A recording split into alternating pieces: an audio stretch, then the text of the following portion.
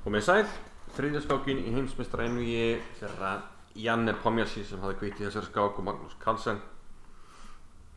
Kannski rólegasta skákin hingað til, en það er samt alltaf gaman að fylgjast með svona undiröldunni sem í öllu byrjunum og öðru.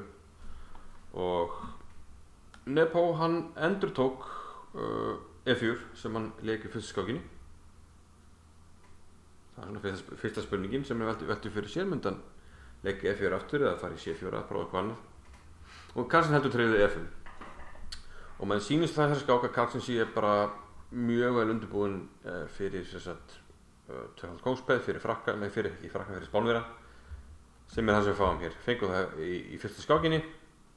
Þetta er F6, 0-0, 0-0, biskop B7, hrókur E1, B5, biskop B3 og stöðutrákunni Carlsen. Sáum þetta í fyrsta skákinni, allt saman þekkt. Og í fyrsta skákinni þá gaf Nepo ekki kost á Marshall Attack sem kemur eftir C3 D5 og lék H3. Getur alltaf bara að skoða þá skák hérna, hún til að rása niður. En hann fer í annað anti-Marshall aðbreið og leikur A4. Svart var að bregðast við strax að þegar við hóldum að drepa og hrókurinn Ronny, þannig að biskop B7 og D3. Og þetta er svona, já, það kallar anti-Marshall eða hvítur. Býður ekki upp á þetta C3 D5 dæmi og svona stiður vel með borðið. Carlsen leik hann að D6, riddari B til D2, hrókur E8. Þetta var allt saman tveir stáður, riddari finnur einn, hann er 6 hjá svörtum, vil helst ekki vera, já, bæði riddari G5 og taka G5 riddarinn og biskupnum líka.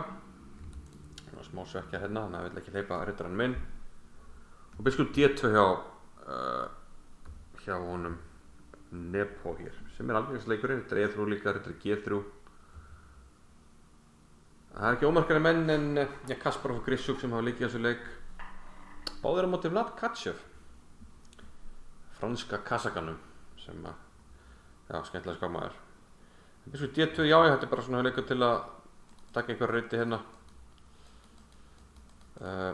Engi riddari þangað til dæmis, þó að biskupinn kannski standi ekkert sérstaklega. En það er nokkuð ljóst að hvítur ekki að stefna á það að leika C3 og D4 eins og mörgum Spánverjum biskup F8. Og hér í skákinni Kasparov Tkachev þá kom C4 á Kasparov. Svolítið óvenjuleg hugmynd, en hugmyndin virðist vera að svolítið opna betur hérna þessa skálinu hérna á þess að segja það hættu kannski framtíðin að fá þessi C5, C4, eitthvað svoleiðis. Allavega, skálinu verður nokkuð sterk og í ofanálag þá erum við með þessi peð hérna sem að vega svolítið vel upp á móti þessu biskup. Kasparov vann nokkuð glæsilega, hann teldi þetta svona, biskup C3 og fór svo fram hérna með D4 á endanum, opnaði tabli og vann. Nepo leik riddari E3 og eftir riddari E7 þá kom þessi hugmynd sama og hér Kasparov C4. Þannig að þetta er þekkt. Michael Adams fekk þetta á móti Peter Svidler, hann leik C6 hér. Traust á svartan, hann hélt jöfn í 24 leikum á móti Svidler. Carlsen draf hann á C4 og Nepo draf með riddara. Hér kom riddari C6 hjá Carlsen sem ég held að sé nýjung. Það var ein skák þess að svarta leikur okkur B8 og sýnir hún kannski af hverju riddari C6 besta leikurinn. Í skákinni Ketevan Arahamaya Grant á móti Yildiz og Tyrklandi leik svartar okkur B8. En þá sjáum við styrkleikana á þessari skálinu sem við tölum hérna. Riddari B5. Svartar eru stökustu vandræði með að valda þetta. Þetta kom að komunum undan en lendi miklu vandræðum hérna. Þetta var algjör stórflóð hjá Ketevan og hún vann hérna auðvitað. Þannig að riddari C6 kemur upp fyrir þetta og fín nýjung hjá Carlsen, hrókur C1 og Carlsen leik hérna A5. Líklegast ekki vilja gefa hvítum færi að benda niður eitthvað rými hérna og svona býr til eitthvað reyti fyrir saman sig, en með eitthvað smá veikleika, mögulega. Biskup C3 hjá Nepo, svipað hjá Kasparov, undirbýr, biskupinn er góði hér, gæti líka verið nýst hérna í einhverju svona batteri til að vinna þetta A5P. En hér kemur skemmtileg mannovering hjá Carlsen og mögulegt hann hafi svona þekkt þetta eitthvað fyrirfram. Hann leikur hérna biskup C8. Munið við tölum svolítið að hérna peðin verður sterk hérna og þau vega svo vel upp á móti þessu biskup sem verður eiginlega ávíkjum skálinu, þessar lengur skálinu. Þannig að hann fer á aðra skálinu, biskup C8. Það verður hérna kaup og biskup fyrir E6. Það hérna sem við viljum vera.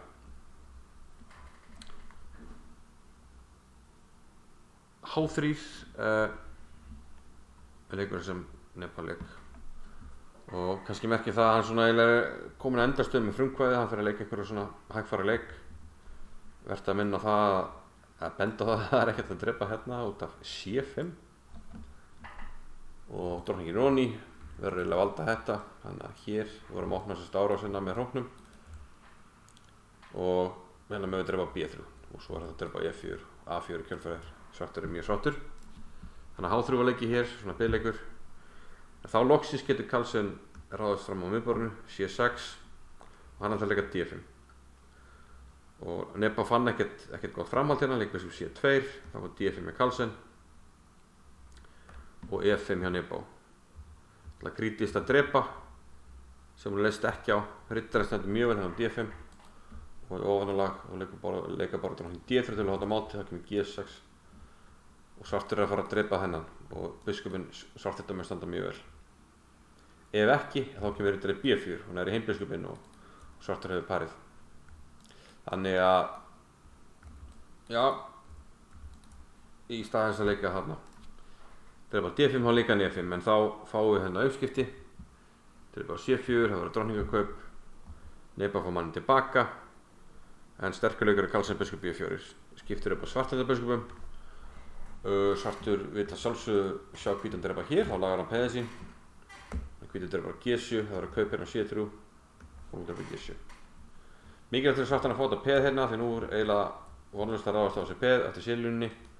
Þrátt fyrir þessi peð séu svona stök og mögulega veik að þá er hann þannig að veikleiki í skák er ekkert veikleiki nema og þú getur ráðast á hann og hvítur hefur eiginlega enga leiði til að ráðast á þessum veikleika, þessi veiku svörtu peð. Hann kemur hann með kónginn inn á miðborðið. Carlsen hótar hún að fara inn. Þú veist, hleypum minn hérna, hann getur að fara tvöfald á annar reytaröð, þannig að Nepal fyrir kaupinn, drepur og þetta er eiginlega getur jætturlöfsbóði. Þannig kemur kóngurinn og peðið fyrir á svarta reyt. Gamla góða Capablanca reglan, svona eins og hægt er. Alla leið, C5. Og hér er, engin leið fyrir neinn að komast neitt áfram, kóngarnir komast ekkert inn